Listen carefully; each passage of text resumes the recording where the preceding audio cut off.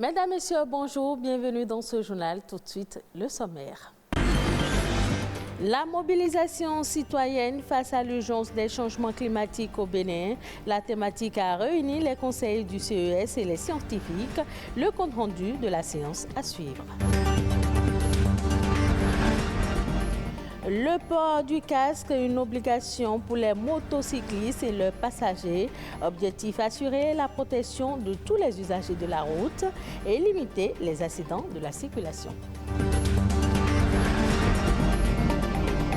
Volumineux, sexy et ultra féminin, les fossiles relèvent la beauté, mais ils pourraient bien avoir un impact négatif sur la santé oculaire.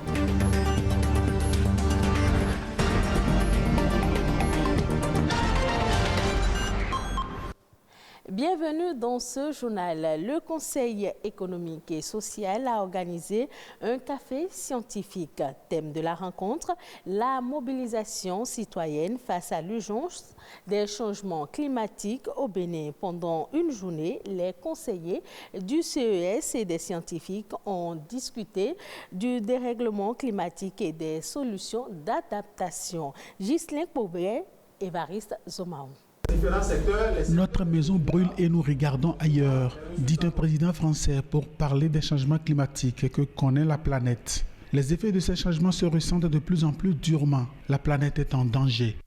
La fréquence des catastrophes naturelles se multiplie, s'accentue. D'année en année, les effets néfastes des changements climatiques exacerbent les catastrophes. Ouragans, inondations dévastatrices, sécheresses prolongées, incendies de forêts massifs sèment des dégâts sur leur passage. Les participants à ce café scientifique parleront de dérèglement du climat, ses impacts et ses conséquences. Ils parleront également d'adaptation et de transition climatique.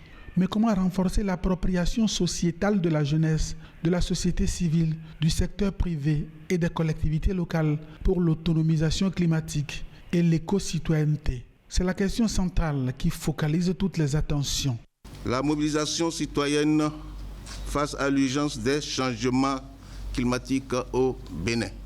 Le gouvernement du président Patrice Talon, dans son programme d'action et dans son programme de développement pour notre pays, a-t-il réservé une large part à la question du climat et surtout à l'approche participative comme démarche méthodologique pour atteindre les résultats. Un café scientifique comme le prolongement de la COP27 au pays des pyramides.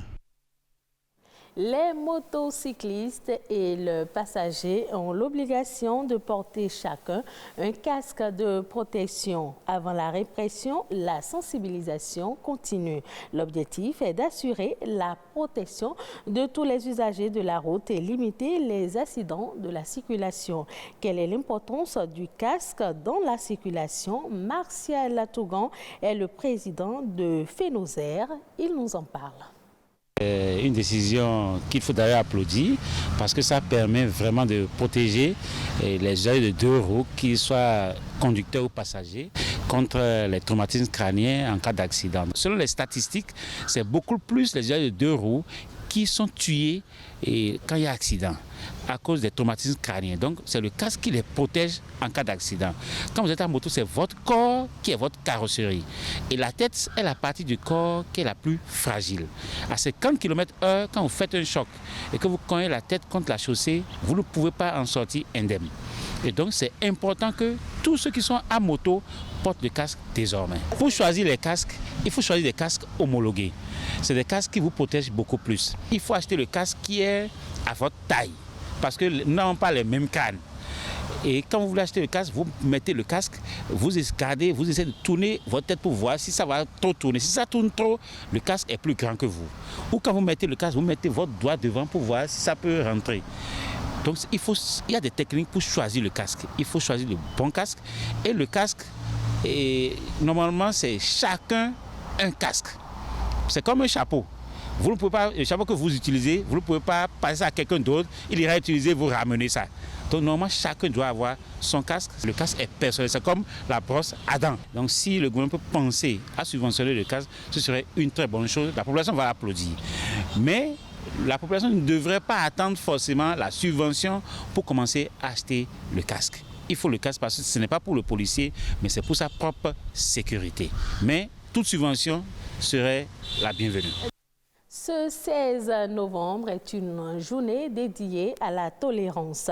D'après la déclaration de principe sur la tolérance de l'UNESCO, la tolérance est le respect, l'acceptation et l'appréciation de la richesse et de la diversité des cultures de notre monde, de notre mode d'expression et de nos manières d'exprimer notre qualité d'être humain. Elle est basée sur la reconnaissance des droits universels de la personne humaine et des libertés fondamentales d'autrui. Seule la tolérance peut assurer la survie de communautés mixtes dans chaque région du globe.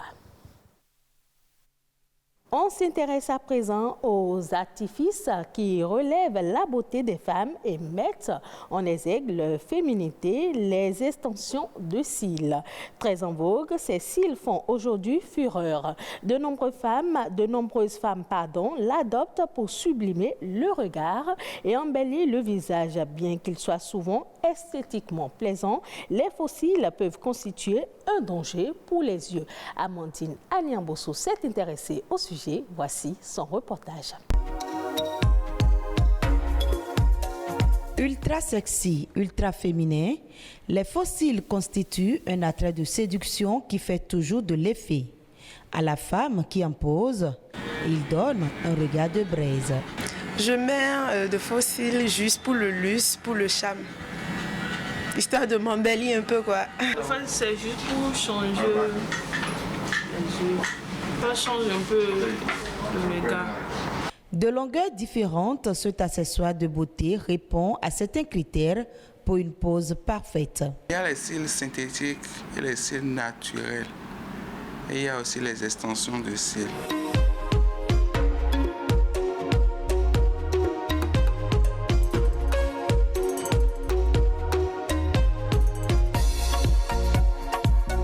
On met les cils dans les sous-cils. Parce qu'on ne met pas les cils sous les sous-cils au fait, parce que ça va gêner les yeux.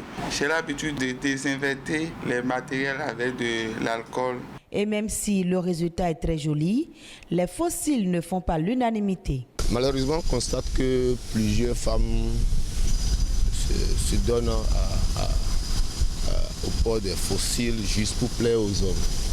Et dans le même temps, elles se rendent vilaines sans le savoir. Le port des faux cils, c'est pas une bonne chose parce que ça peut apporter des problèmes aux yeux. Les gens veulent copier tout ce qu'on voit à la télé. Donc du coup, on se permet le luxe quand même de s'approprier ces produits-là sans savoir quels sont les éléments nocifs qu'ils contiennent.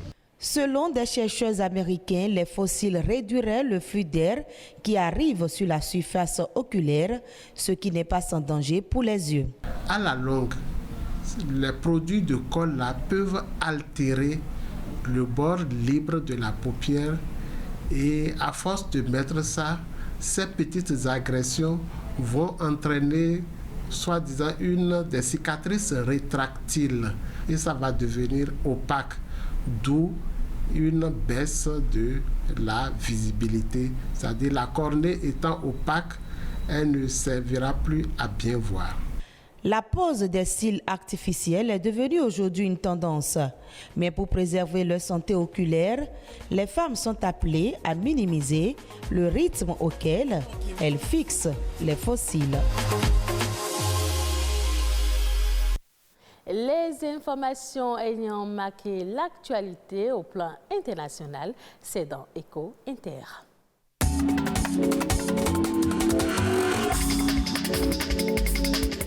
Les dirigeants des grandes puissances économiques du monde se réunissent mardi et mercredi sur l'île indonésienne de Bali pour le sommet du G20.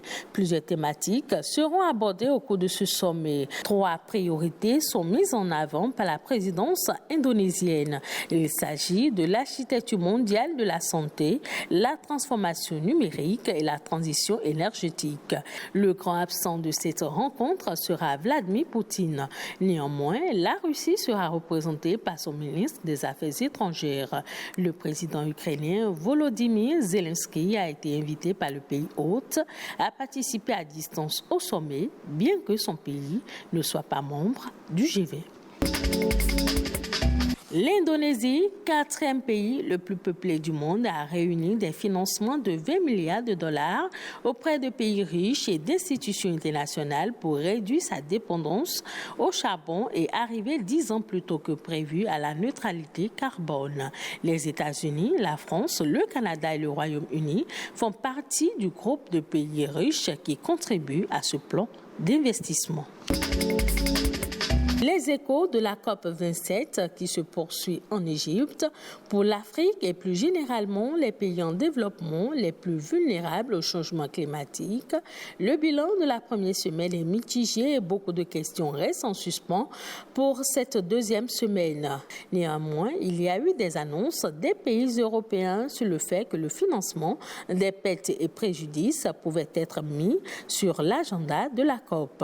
On retient par exemple l'entente entre le président Emmanuel Macron et la première ministre de la Barbade qui se sont engagés à travailler pour la réforme des institutions financières internationales d'ici le printemps 2023.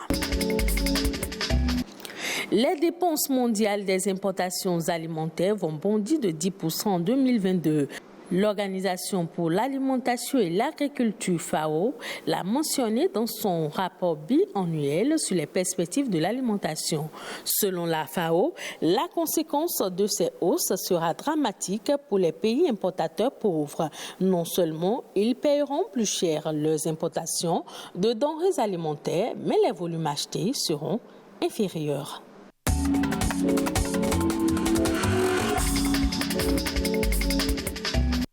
Et ce sera tout pour cette édition. Merci de l'avoir suivi. Retrouvez ce journal sur le site de l'ORTB, www.ortb.bj.